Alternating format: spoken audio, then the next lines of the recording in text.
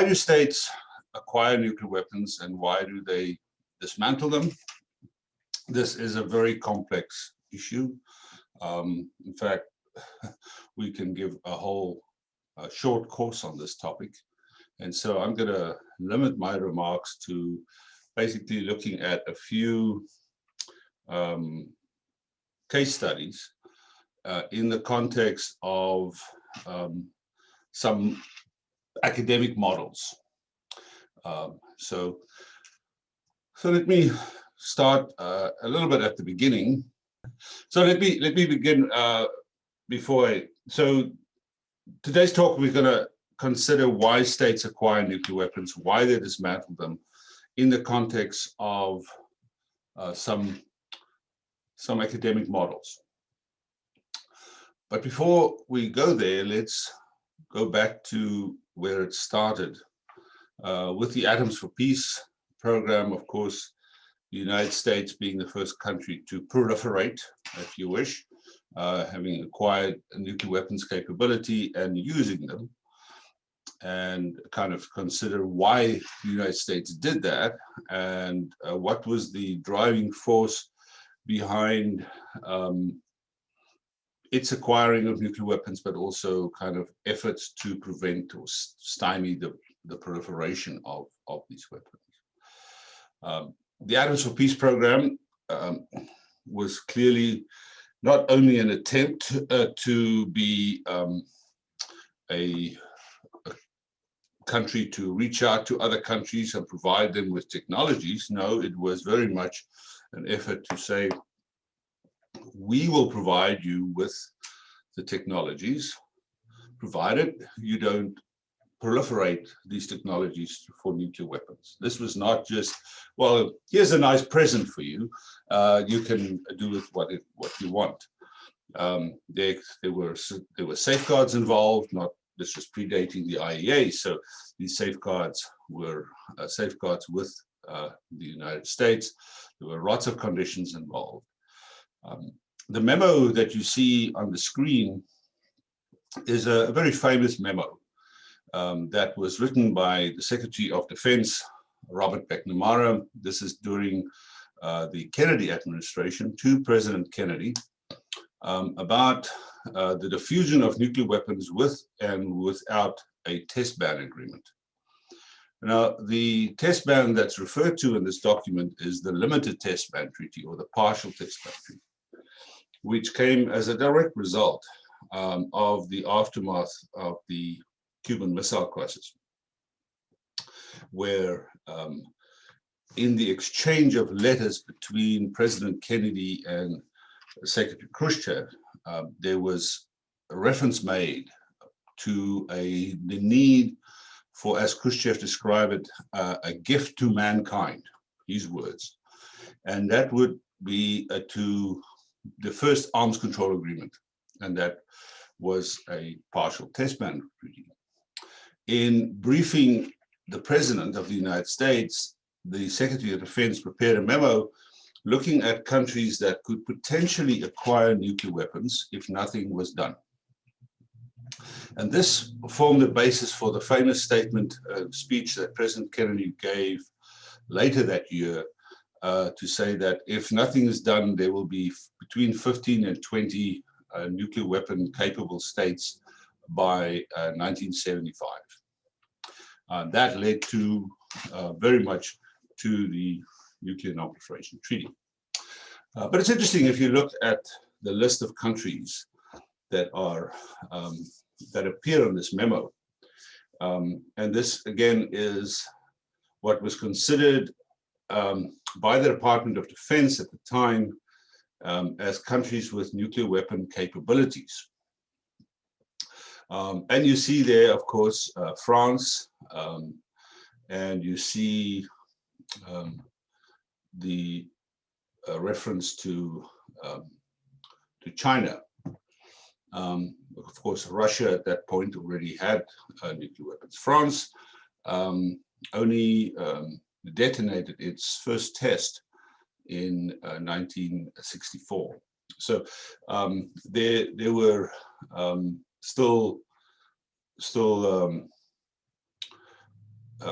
discussions going on. But there's a number of other countries, including countries from your region, that appear on this list. Notably, Brazil is there, a number of countries in Europe, of course, Israel and Egypt. India appears on the list, Japan appears on the list, and even countries such as Norway. Now, these are all countries that had, in one way or the other, experimented with the idea of nuclear weapons. Some of them never, other than France and China and India and Israel, none of the countries on the list actually acquired nuclear weapons. But they experimented with the ideas, both scientifically, politically, strategically, and in the end, they decided not to do so. Countries that are not on the list, of course, is South Africa, which acquired nuclear weapons, Pakistan, that acquired nuclear weapons, and so we need to also look at on the reasons why those countries were not on this original list. Again, as always, please interrupt me. I do not see everyone on the screen, so Paula, you will help me, please. But if you raise your hand, you will pop up on the screen as having a question. So please don't hesitate to ask questions.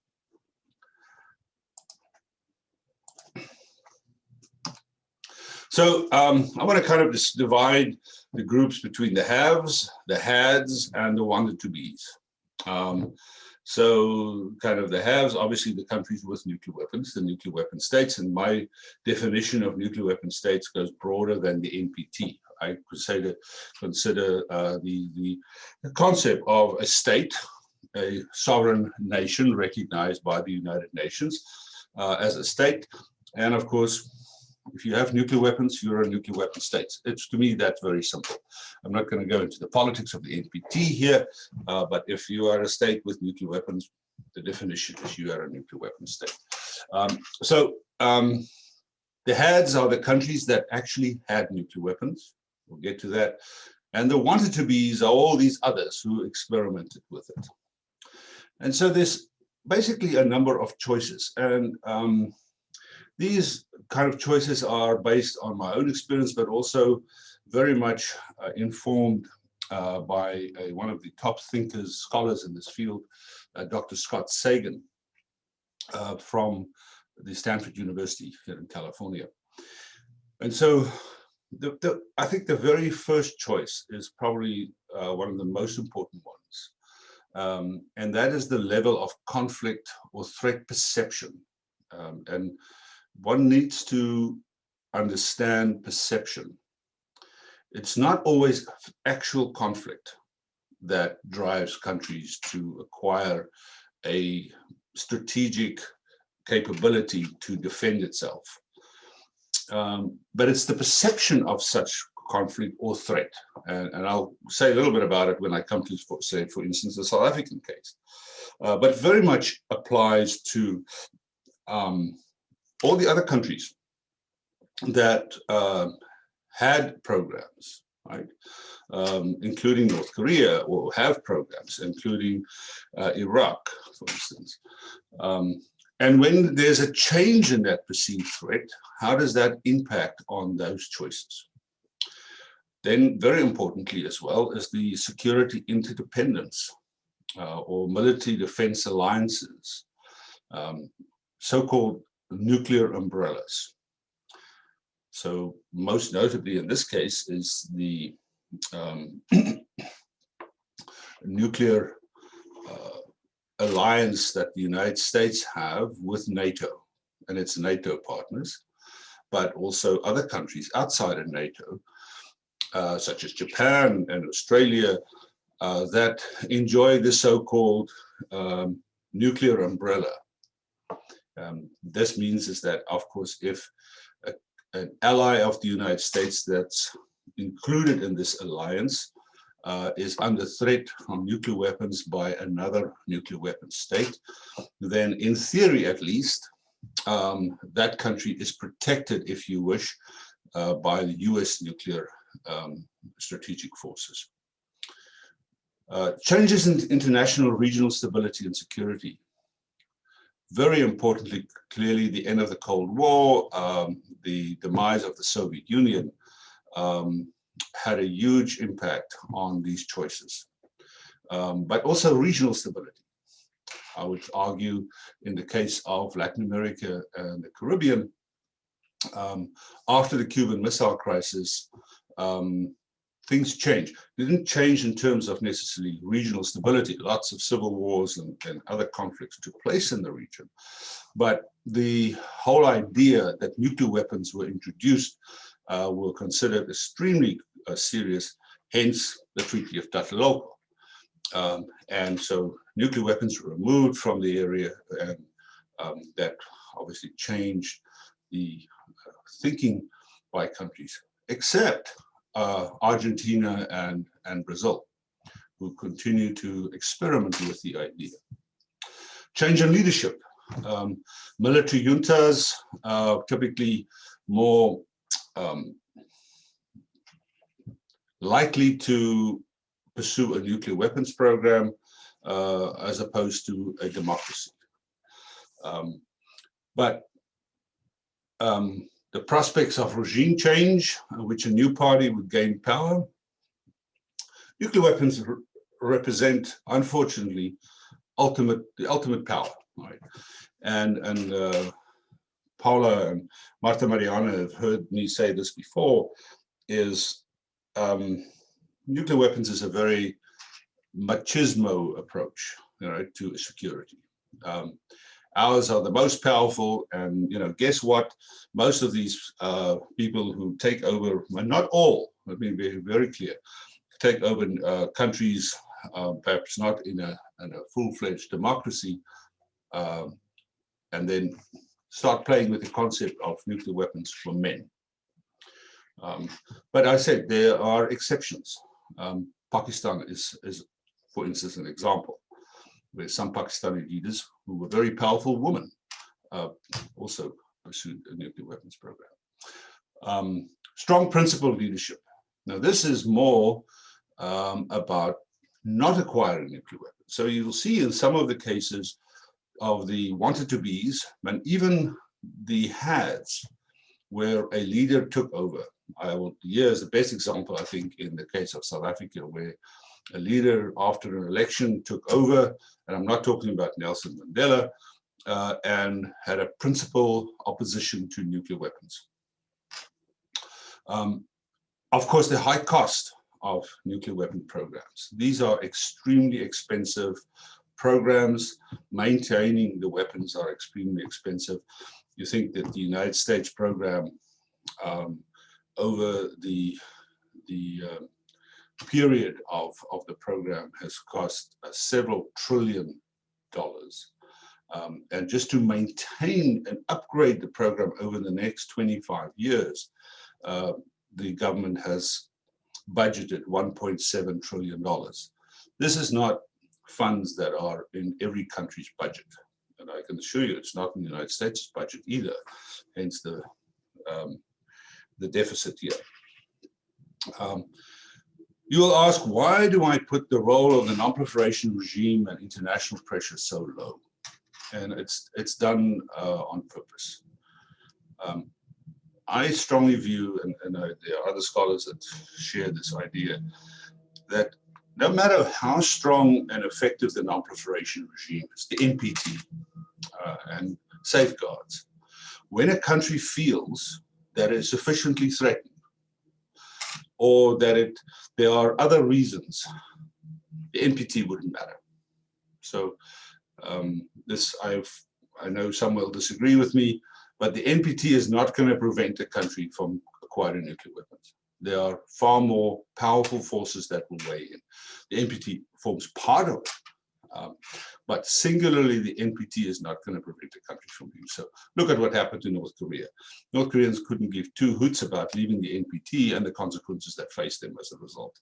Hopefully, other countries will not do the same, because other things have been done to prevent that, such as providing a security independence or working with countries in terms of security issues, etc. Finally, and also very powerful, but again, very much a domestic issue, cultural and political aversion. I think the best example of this is Japan, right? And on Friday morning, you will have an opportunity to actually hear from an Abakusha herself, a survivor of the atomic bomb attacks she was from Nagasaki.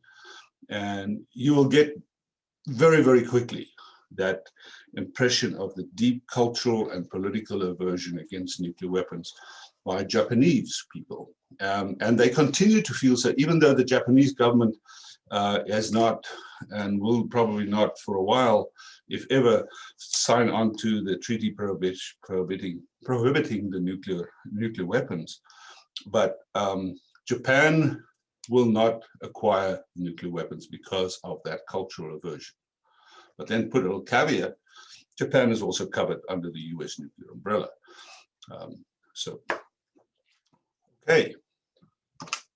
So I want to just focus on the 102Bs for a little bit. I'm not going to focus too much on them because each of these countries have a really interesting history, and I can spend hours on that. So I do not want to do that. But Argentina and Brazil were kind of locked into this two-step of experimenting with nuclear weapons program, and I'm talking about really going to a point where even in Brazil, the test shafts for testing were already drilled. And so hence the agreement, ABAC, that you will learn about and you probably know about already, that is essentially a safeguards agreement between these two countries to enhance transparency and confidence. But Argentina and Brazil only joined the NPT in the mid-90s. And up until then, they kept the door open, right? Even countries such as Norway had a very advanced program. South Korea actually had nuclear weapons by the United States based on its territory in an effort to dissuade the then President Park from actually acquiring nuclear weapons. Even Switzerland always associated with being peaceful and independent, played a major role because of Swiss technology and capabilities. Yugoslavia, I think, is one of the most interesting ones. The leader Tito established the non-aligned movement with India, Egypt, and a number of others. And during the time, there was a power struggle. And in 1974, India detonated what they then described as a peaceful nuclear explosion, which was really the start of the Indian nuclear program. And that prompted Tito to revive what was already an aspiration at some point in the late 60s by Yugoslavia to acquire its own nuclear weapons program. Remember, Yugoslavia was actually not a part of the Soviet Union. It was part of the Warsaw Pact, but it was not part of the Soviet Union. And so Tito actually gave instructions that the Yugoslav program should be revived. That was eventually, obviously, cancelled. So while many of these programs different, many of them were fairly far advanced, but none of them advanced beyond the initial research and development phases. So when you look at lessons for dismantlement, there are very limited lessons to be learned from these. You can learn from them why they decided not to go beyond those phases, and that would be measured very much against these factors. So leadership, very important, and with that, foreign pressure by not only the United States, but also in the case of the Soviet Union with Yugoslavia, and a number of the other countries with their more powerful allies. The net loss of security or the gain of security, and the realization on how the acquiring of nuclear weapons will impede their own development, because again, and foreign interaction, because once you acquire nuclear weapons, unless you have a seat on the Security Council in a permanent way, you are stigmatized, right? If you think about all the countries other than the 5 permanent members of the Security Council, and maybe with the exception of Israel, although Israel is stigmatized by even countries on the permanent membership of the Security Council, except the United States and the UK and perhaps France. But for the rest of the world, Israel's perceived, or not perceived, nuclear weapons program that is not declared, is not acceptable. Reassessment of the threat. Of course, the European situation's changed with NATO. That's why most of those countries that in Europe tried to or thought about acquiring nuclear weapons once NATO was established moved back. Same with Brazil and Argentina. Of course, high cost of nuclear program, the lack of military utility. So having a nuclear weapons program in the heart of Europe wouldn't really make sense, would it? Really, if too many countries in Europe have their own programs. So a regime change.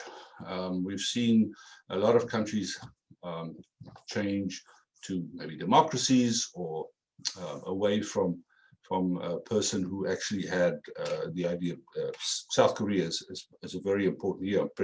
Then President Park was finally assassinated. And with that, the idea of nuclear weapons disappeared. US security guarantees, really, really important for many of the countries in Europe, Australia, Japan. Loss of military support.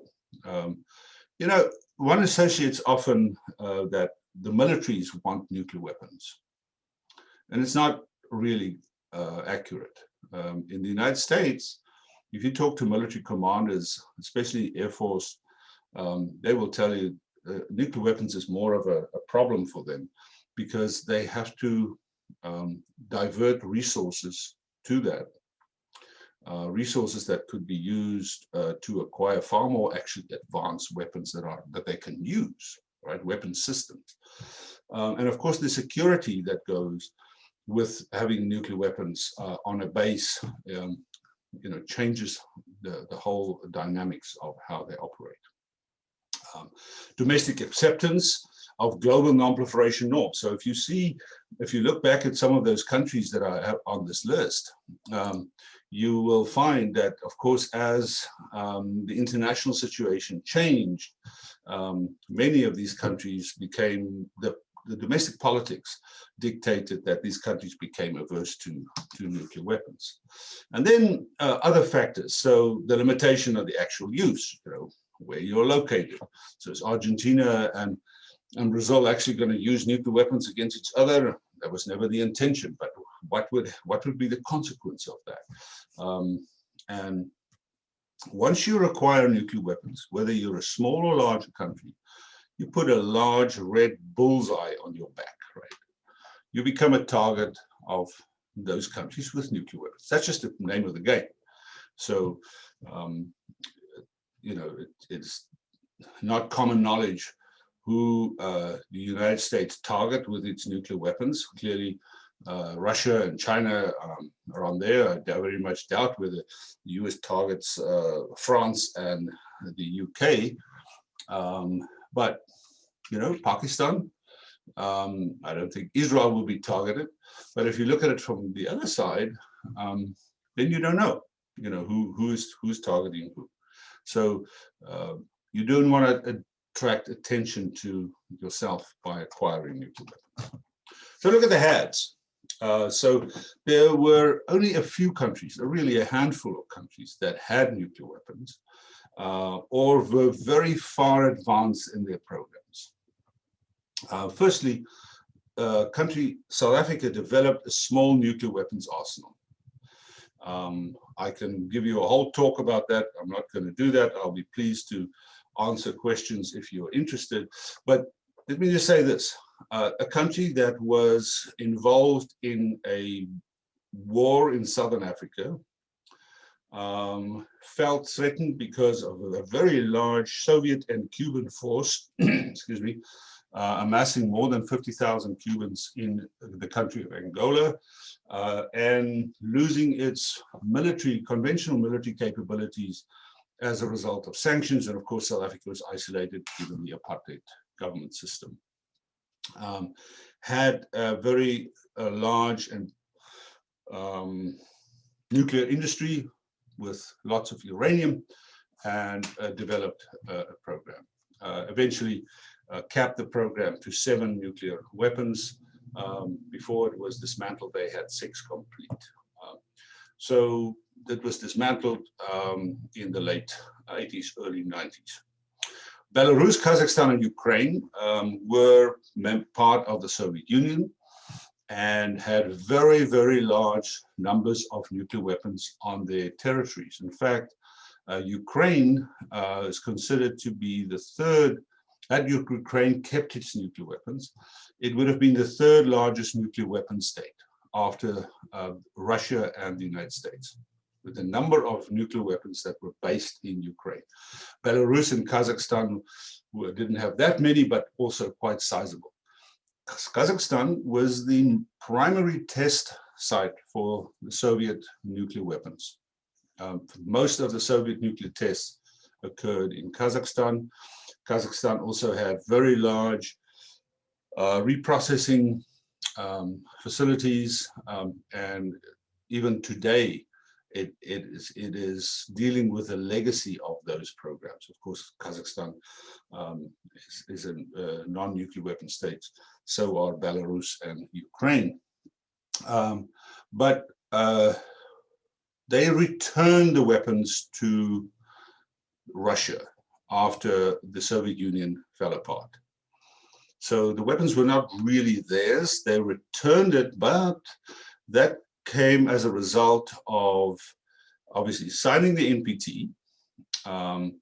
And they had to, when you sign, you'll learn about this next week. When you sign the NPT, a country has 180 days to put safeguards in place, meaning that the IAEA can come and inspect your facilities. And so you have basically 180 days to get rid of nukes.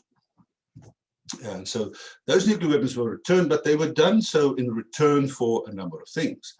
One, positive and negative security assurances, meaning that positive security assurance that if a country is attacked or threatened by another country with nuclear weapons, in this case, the United States will come to its assistance. Negative security assurances, meaning that a country will not threaten or attack you with nuclear weapons. It's kind of 2 sides of the same coin, right? And this was very much applied in the case of Ukraine.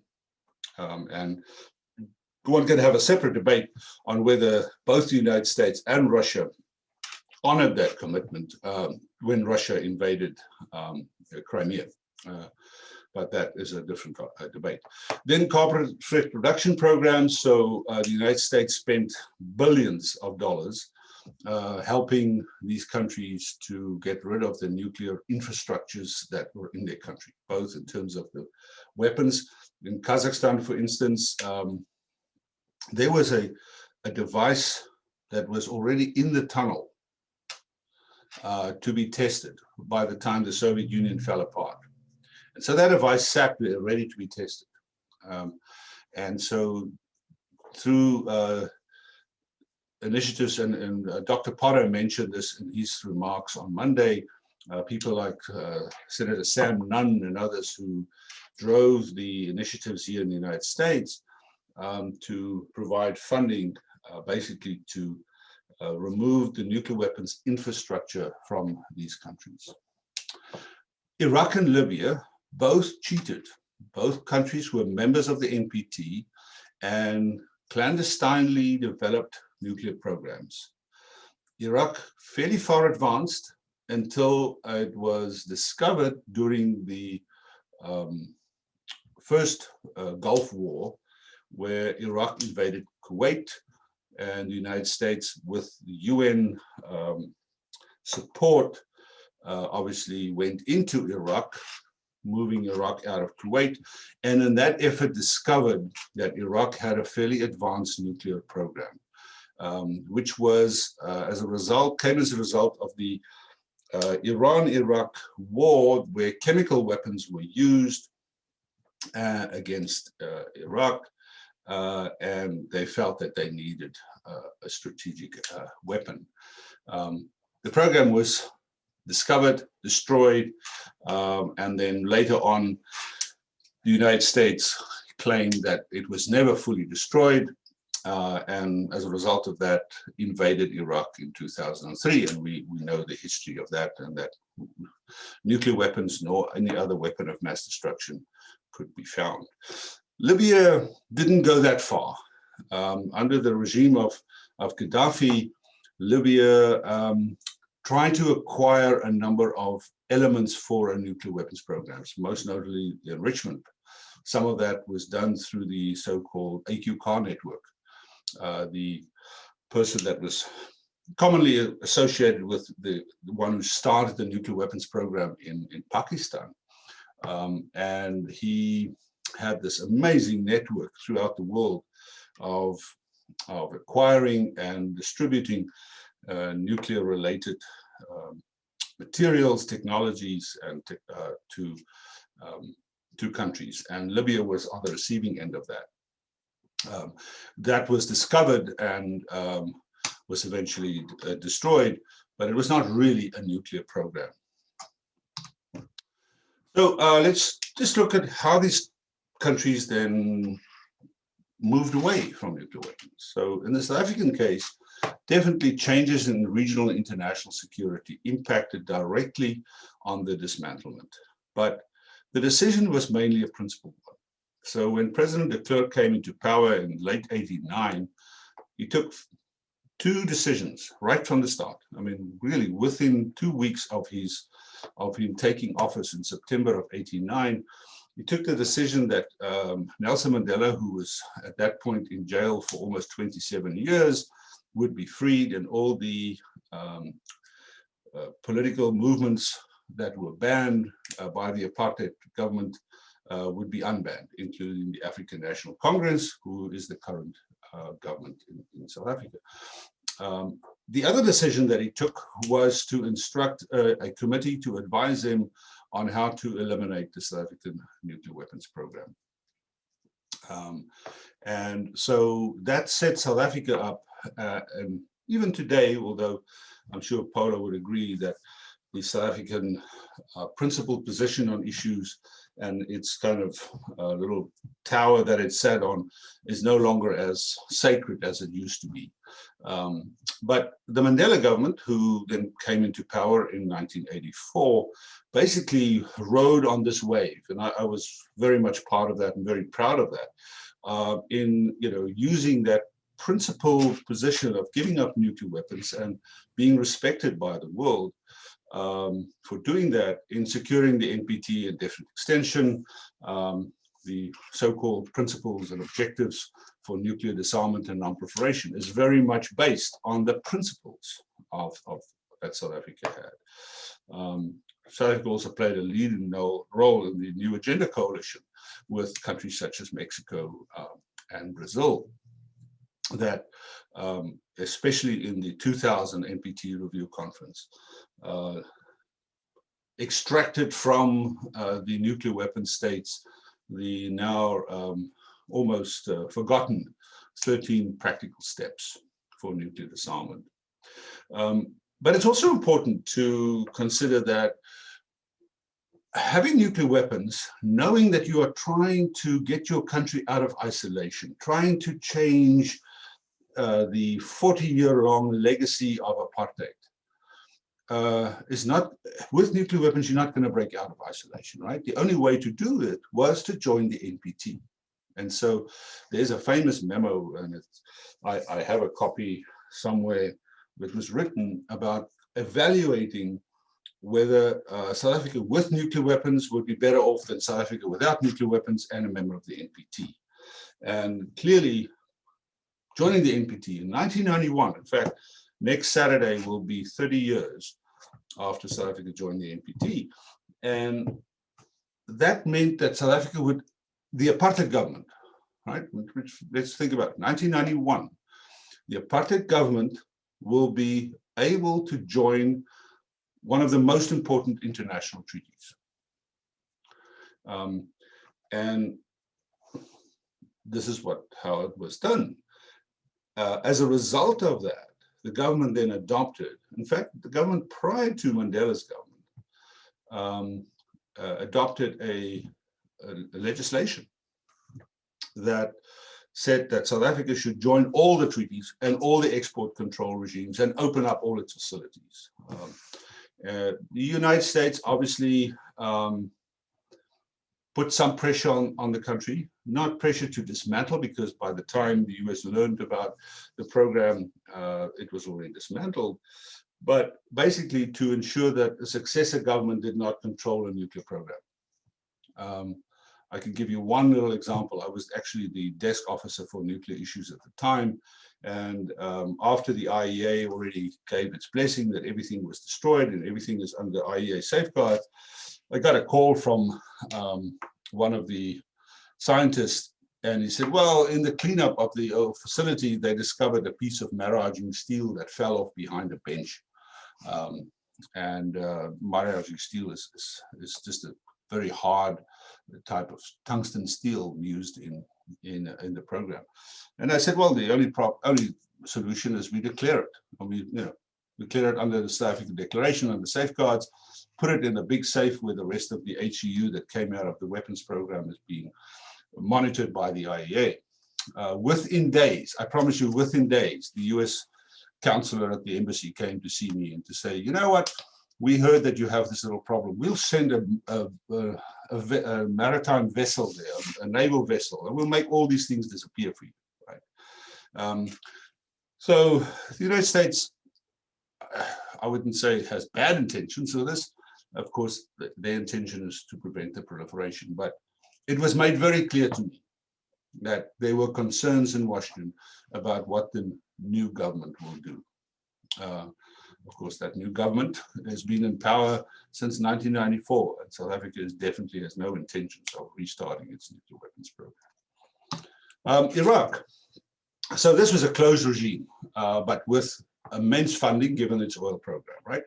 And a determination that it can procure the expertise, technologies, and material to develop a nuclear program, despite safeguards. So as I'll point out later on in some lessons, if you isolate a country completely, you're going to force a country to do its own thing, right? So once the program was discovered and destroyed, the positive spin-off was the additional protocol. That is the additional protocol to the IEA safeguards agreement, and also the experience in the dismantle process, where the IEA with UNSCOM, which was the agency or a group established by the Security Council, actually went into Iraq and to the facilities, and they saw some of the facilities. In the South African case, those facilities were basically already dismantled by the time the IEA got involved. Libya, this is often held up as a kind of a success story and the model for future disarmament. I actually take issue with that, since the program is in very initial stages of research and development. And the components were not operational at all. In fact, I was told that they were basically in a number of containers. They were never really put together. But Libya did not contest the IEA's involvement in inspecting its weapons program and offered its full cooperation once it was discovered. But the negative reaction came from the US and the UK. because they wanted to lead the verification process themselves, which to me undermines the IEA's credibility, but it also kind of indicates that there's a lack of transparency about this. And you can argue, and there's articles about this, that if you look at what was discovered and where these things came from, it would have led to a great embarrassment to the US and some of its allies, because of the AQCon network. Many of these items were procured from close allies to the United States. All right, so let's look at some lessons to wrap up. I have a number of lessons from the HADS, and I'm going to go fairly quickly through this. So rollback and acceptable non-proliferation behavior comes at a price. It can be bought, right? Iran, look at the JCPOA. I mean, that is basically say, well, we will award you with things as opposed to just slapping sanctions on you. North Korea, the six-party talks led and the agreed framework of the mid-90s were all kind of to say, okay, if you stop your bad behavior, we will reward you. I can tell you that was never the case with South Africa. In fact, that was one of the decisions that the de Klerk government took, to say we do not want to make this known because we don't want these kind of pressures on it. But they never tried to bargain with it. Secondly, unilateral disarmament and transparency can create positive momentum with significant payoffs. I wrote a chapter in a book referring to the South African experience from pariah to poster boy. And very much a pariah state, right? Isolated state, mostly because of its apartheid policies, but also because of suspicion that it clandestinely developed a nuclear program. And then suddenly, within a matter of 2-3 years, it became this poster image of the ultimate example of non-proliferation. And so that created positive momentum. And to some extent, Libya was the same, with the caveats that I already said. But very importantly, I think it's sanctions and isolation can slow down a program, but it cannot prevent it. Research and development and HU production can be accomplished despite international isolation. And I think in the cases of South Africa, North Korea, Iran, Iraq, it was all very clear. You can apply as much sanctions, but if the determination is there to acquire this, it can be done with necessary funding. 4, and very important in the case of South Africa, and the case of North Korea, it's very important. Threats to national security, whether they are real or perceived, can justify nuclear weapons development. It was a phrase in South Africa as the war against the communist onslaught. This was the apartheid government justifying why it spent millions and billions of dollars on defense, why it fought cross-border wars, because the whole of Africa and the communist countries are there to destroy it. And huge, massive slush funds that were appropriated by Parliament, the then white-only Parliament, for the defense industry, basically to fund the program. Nuclear weapons program provides security to leadership. Interesting question. So when the United States invaded Iraq in 2003, would it have invaded Iraq if Iraq had a nuclear program and eventually killed Saddam Hussein? I don't think so, right? So what message that has sent to North Korea? Message that I better keep my nuclear weapons, because if not, I'm in trouble. More lessons. Working with and not discrediting procurement official, engineers, and scientists that have worked on programs. There's a tendency to say, oh, these are really evil people because they developed nuclear weapons. They're not evil people. They're scientists with families, many of them. I know many of them in South African context. deeply devoted people, Christians, and they just did a job, right? In the South African case, many of them actually ended up working for the IEA as inspectors. So that was a good way of making sure that they don't divert their knowledge. Nuclear weapons can be developed on a small scale.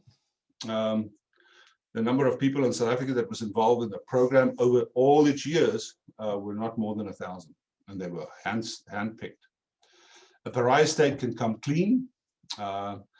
Again, in addition to the South African program, even though Libya was a non-compliance in the first place with its NPT agreements,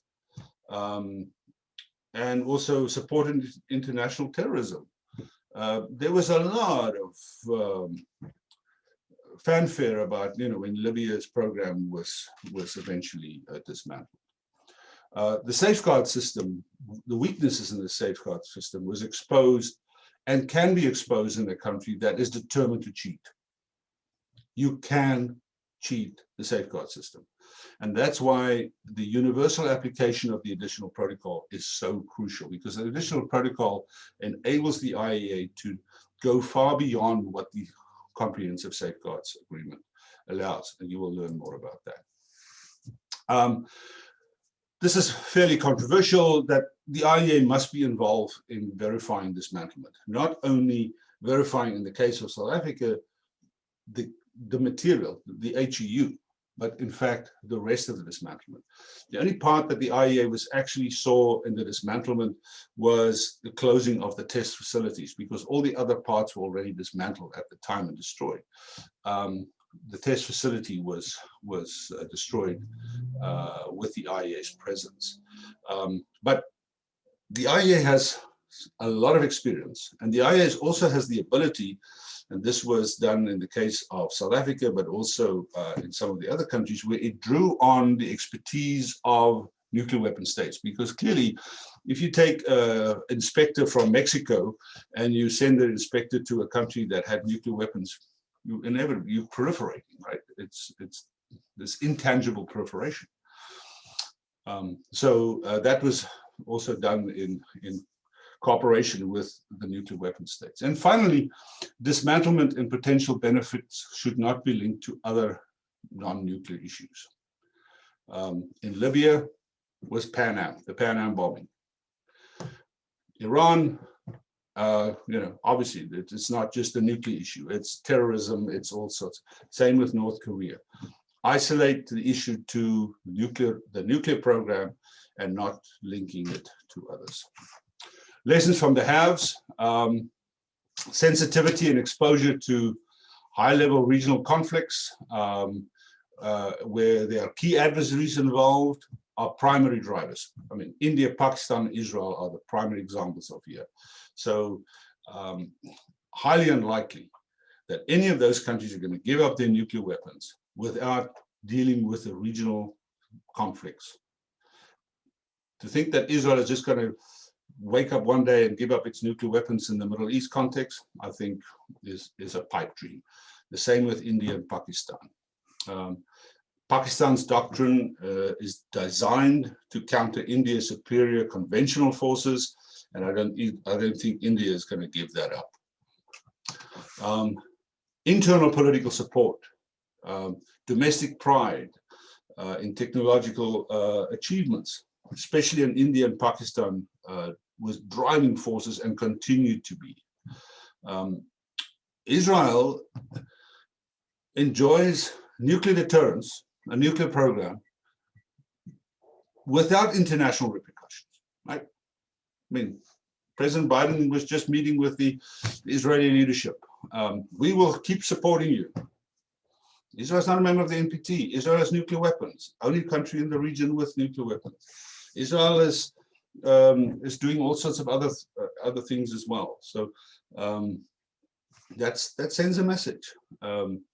So I would even argue that even if there is some kind of peace in the region, I don't see Israel giving up its nuclear weapons anytime soon.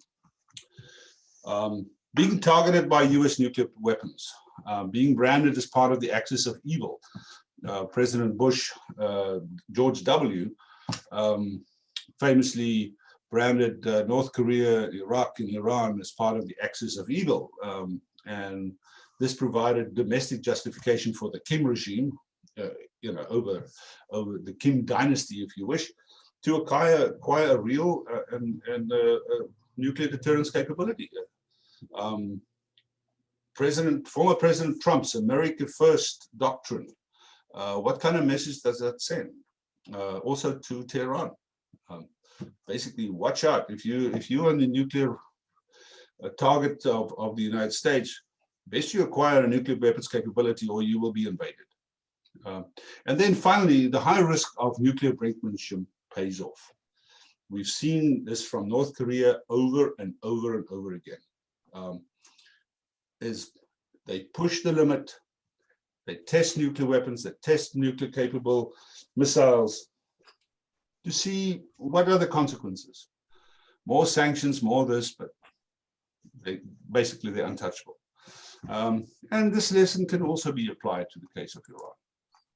So I am going to wrap it up there and ask if there are any questions. I have some conclusions, but I would rather leave a little bit of time for questions. I know we are running out of time. So this is one of my favorite cartoons. This was Colin Powell, the Secretary of State, going to the Security Council in 2003, making the case that Iraq has weapons of mass destruction, holding up in those days a vial of anthrax, what was supposed to be anthrax. But this is kind of a little cartoon on that. So do you have any questions? We have two questions, one from Blanca and one from Anna. Blanca, go ahead. Yes, Professor, thank you very much for this really, really great presentation. I really enjoyed it.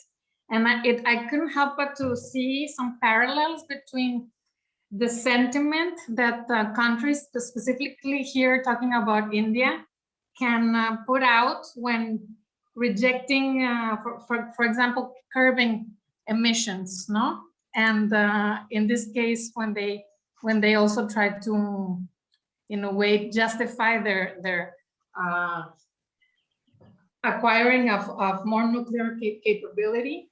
So in this sense, how do you see this kind of, I would say, attitude towards, like, or in a way, I don't know, just strange justification to keep doing this, whatever it is they're doing, that they think they kind of have the right to go in that direction further. Thank you. Good, excellent question. I'll come to Anna. Do you want to ask your question, and I'll see if I can address both? Thank you for the presentation. I think it was really interesting. Something that you mentioned at the beginning, the concept of how machismo is a part of like the security paradigm that is, I would say, almost everywhere in the world. And I was wondering if you think there's any room for changing that, if there are things that we could be doing to try to change the paradigms of security around the world. I've heard people from ICANN mention that they have a feminist view of security, and I think that's extremely interesting. To try to look at security aspects in a more holistic way and try to address that. Coming from a country that has no army, that hasn't had an army for a very long time, I think we kind of see security in a different way. And I was wondering if you think there's any I don't know if initiatives, but any room for discussion or for something that we can do in this line to try to increase the talk of how we look at security in that sense. Thank you. Excellent question. So let me address the two first very quickly, and I know my friend Chris King from the UNODA, Chris, welcome, is online as well to give his presentation. So firstly, the India and Pakistan issue is very interesting. Of course, India in particular, its nuclear program, both civil and domestic, is not separate. And so, of course, India is not covered by safeguards. And so there's a gray area, what belongs on the civil side and what belongs on the domestic side. So by saying, well, we justify our civilian nuclear program because it will enable us to lower our carbon footprint, to me, it's a little bit of kind of saying, well, we are lowering emissions, but we are also enabling to further fuel our nuclear weapons program. So I find that a little bit concerning. On the issue of approaches to security, I am a strong subscriber, and Marta Mariana and Paula will know this, to the feminist international relations theory. This is a relatively new theory in international relations, but I want to applaud, especially, Costa Rica, but also Mexico and a number of countries in your region that are moving towards this theory about on how you approach issues of security. And this is not a feminist idea in terms of the gender perspectives. That is part of it, but it's how you approach. I consider myself a feminist in the approach to international security issues. I believe strongly in treaties. I believe in dismantlement and elimination of nuclear weapons. I believe in peaceful resolution of conflicts. And if you look at some of the modern leaders, especially, and not only women leaders in the world, that is the tendency that you see. So, I think we will talk on Friday about the TPNW. To me, that's a very feminist approach to the issue of security. No wonder ICANN won the Nobel Peace Prize. Unfortunately, Ms. Beatrice Finn would not be able to join us. She was with us last year in this course, but there's a perfect example. And I'm not saying because Beatrice is obviously a woman, it's the approach to that which is important. And so looking around the virtual room here, I see many of you, which I think hold that same view. And so hopefully you will get inspired through courses like this and others, and I'm sure Chris will echo this later on to push that agenda. Okay, we have a few more questions. I suggest we kind of wrap it up. I don't want to eat too much into Chris's time. Paulina. Yeah, thank you very much for your presentation. It was very, very interesting. My question is, do you consider that the nuclear umbrella is one of the reasons why more countries do not choose to possess nuclear weapons? Or could it be considered as one of the reasons why it is more complicated for nuclear states not to opt for disarmament, because they actually have the support of all the countries covered by it, by the umbrella? Excellent question.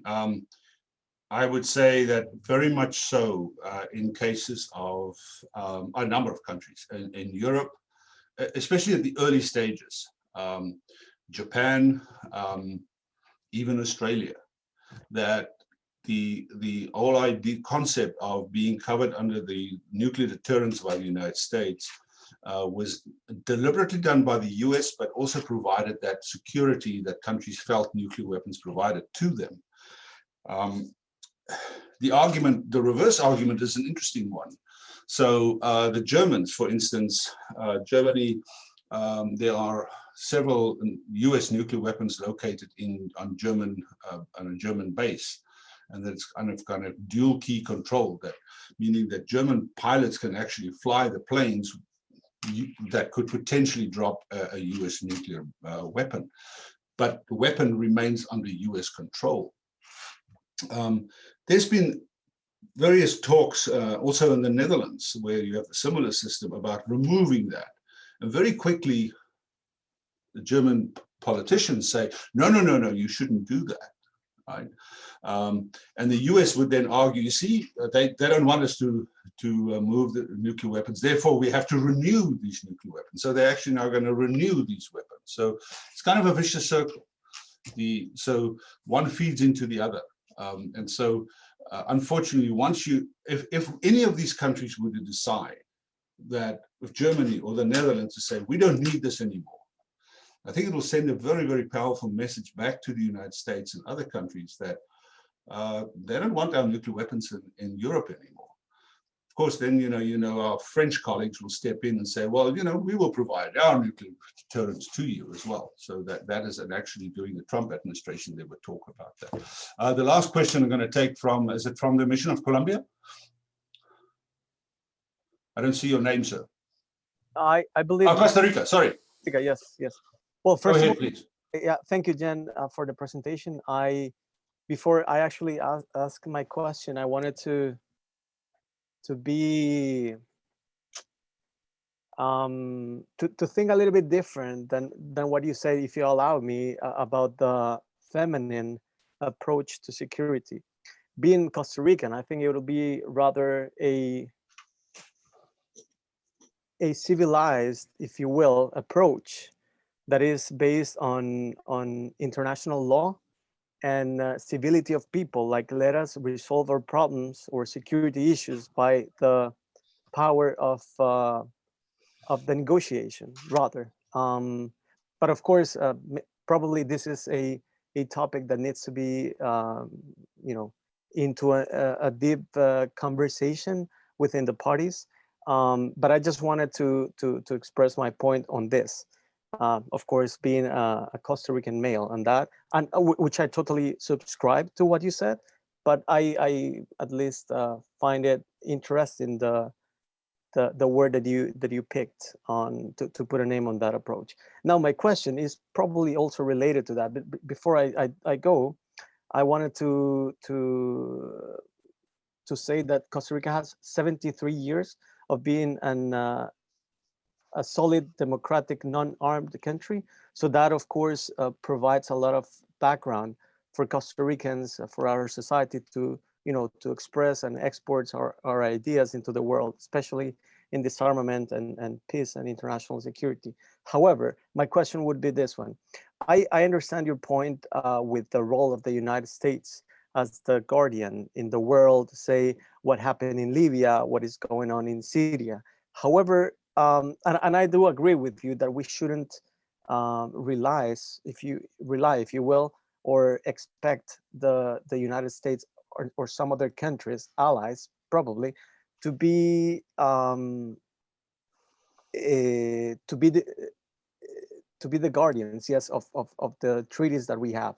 I also agree with you that the institutions, the international institutions that we have, are there to provide that kind of safety net in order for some countries to abide by the law. However, I think what we're seeing in Iran is rather complicated, and it doesn't make me it doesn't make me very easy to see how our institutionalized network for security, to me at least, is not exactly working in Iran. And I see that in the future, the Iran issue is going to be very difficult if it is not today. And I think it's because this is just my idea. Of course, we can be in disagreement, but I think it's because we are not exactly, as international society, providing all the necessary like force or power, of course, the power of law, but into this topic. So I wanted to to bring into the conversation this, and I would really appreciate your comments about it, and I thank you for that.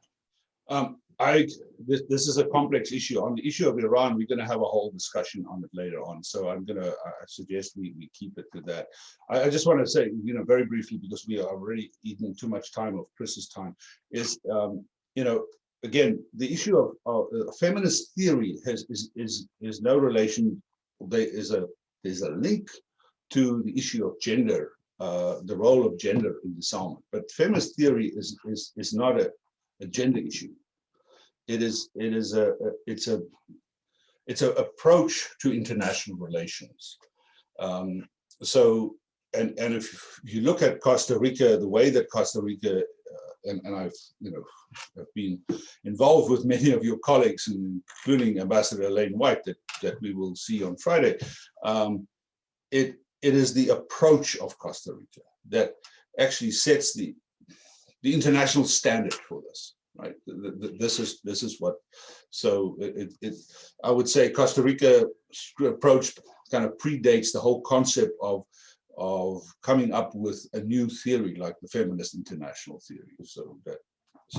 But on the issue of Iran, it is really complex, and so I would suggest we have a discussion when we talk about that next week, if you agree. Thank you, Jim. Thank you so much. All right, I'm going to stop today's session. Thank you very much for your questions.